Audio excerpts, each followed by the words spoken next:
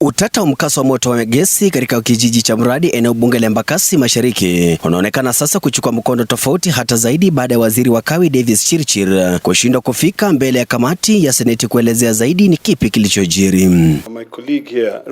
Akizungumza mbele ya kamati hiyo, mbunge wa Embakasi Mashariki Babu Wino alionekana kujawa na mafadhaiko makubwa kufuatia kutelekezwa kwa athiriwa wa mkasa huo.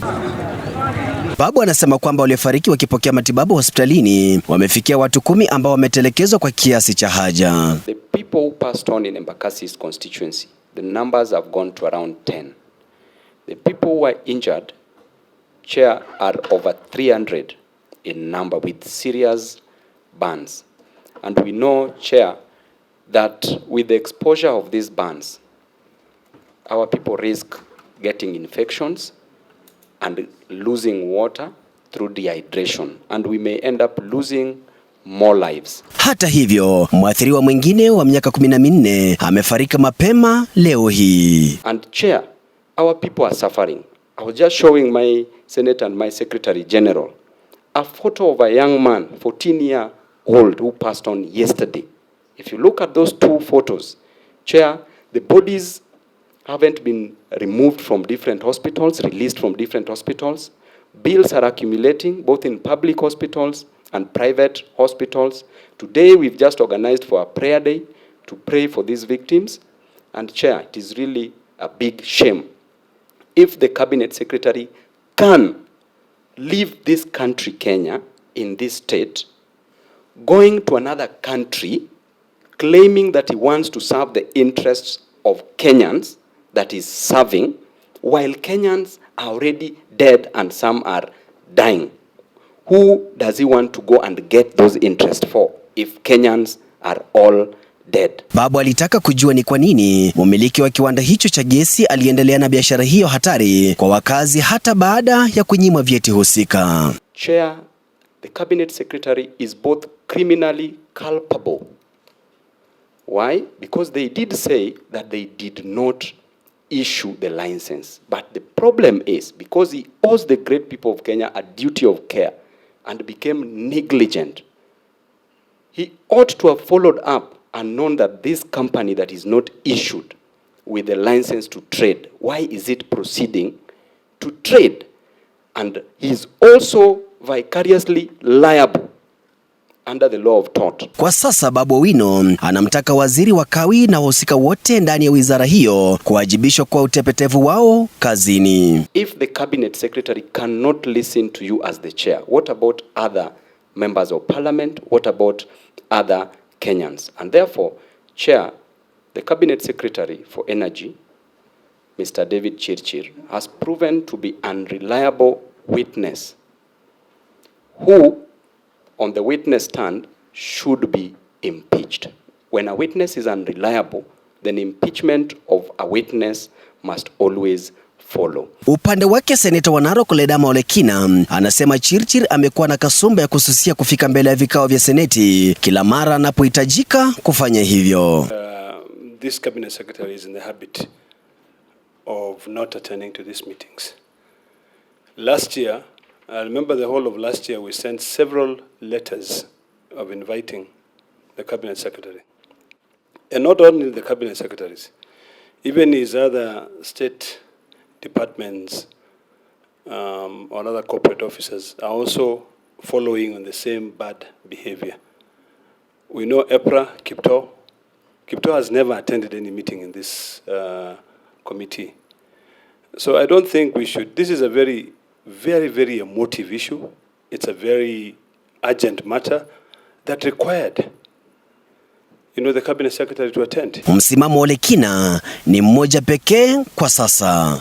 Committees are not working because cabinet secretaries are not responding to invitations. So my take is this, we invoke Section 19 of the of the Parliamentary Powers and Privileges Act. We summon the cabinet secretary to come in because we can no longer send an invitation. This is a very urgent matter. People have died. And we are here as ombudspersons of the people. So my take is very clear that letter, And this business, this habit of getting letters a day before the meeting is actually becoming really, really annoying. So, Mr. Chairman, my position on this matter is very clear, that we reject the letter and we actually summon the Cabinet Secretary to appear. Even today, we have done that in other committees. Seneta wa kaunti ya Nairobi Edwin Sifuna alishangazwa na hatua za Waziri Chirchir kufumbia jicho mkasa wa moto Embakasi. That we continue to be treated as a committee with absolute contempt from members of the executive when urgent matters touching on the lives and livelihoods of the people of this republic, and specifically the people of Nairobi, that a cabinet secretary would write to this committee only hours before the meeting to tell us that he has traveled. It's not as if Davis Chirchir traveled yesterday. Mr. Chairman, I want us to put our foot down, because it might appear like they are displaying contempt for this committee, but it's actually displaying of contempt for the people of Kenya, for the people of Nairobi, and by extension the people of Embakasi East. Mr. Chairman, we wanted to know, as a matter of urgency, if indeed there exist other facilities similar to the one that brought this disaster in Embakasi East in areas in Nairobi, because we have been receiving information from members of the public that they can see similar installations from outside their windows. And if another tragedy like this happens in Nairobi, I don't think we will be able to fathom the impact it will have on the people of Nairobi. Sifuna alitaka majibu ya ni kwa nini hakuna mwakilishi hata mmoja aliyetumwa kutoka katika afisi ya Kawi na kufika mbele ya kikao hicho ili kujibu maswali yao. Mr. Chairman, I can see the letter that we wrote to the Cabinet Secretary of Energy was also sent to the EPRA CEO, David Kipto, who we have not heard about in terms of his whereabouts. Is it to say, does that letter say that they have traveled together with the CS of Energy, or where is David Kipto? Where is the management of the National Environmental Management Agency? Where are they? Where is the City County of Nairobi? All of these people who are involved in this negligence should be appearing before this committee today. Kwa mujibu wa Sifuna, ahadi zote zilizotolewa na naibu wa rais Rigathi Gachagua wakati alipozuru eneo la mkasa hazijatimia hadi sasa. The government has not pronounced itself on who's going to pay the bills of those who are attended to at the national facilities, including Kenyatta National Hospital. There are people who are still in hospital, and they are seeking answers from the area of Member of Parliament. He was hoping that he would hear from the CS for Energy himself. No national government representative has spoken to the people of Embakasi East, except the visit by the Deputy President where he promised some things that Babu confirms again. Those things have not been delivered to the people. Please, this is not about us seated here. This is not about this committee. The people of Nairobi want these answers, and they want these answers urgently. Unfortunately for you, members of this committee, we are the ones who host you here in Nairobi. Mr. Chairman, it is actually possible that where you live, this danger lives with you. Lakini je, yuko wapi gavana wa kaunti ya Nairobi Johnson Sakaja? Sifuna anadokeza zaidi. I do not have the governor's itinerary. I don't know where he sleeps, where he wakes up, and where he travels to. He doesn't tell us.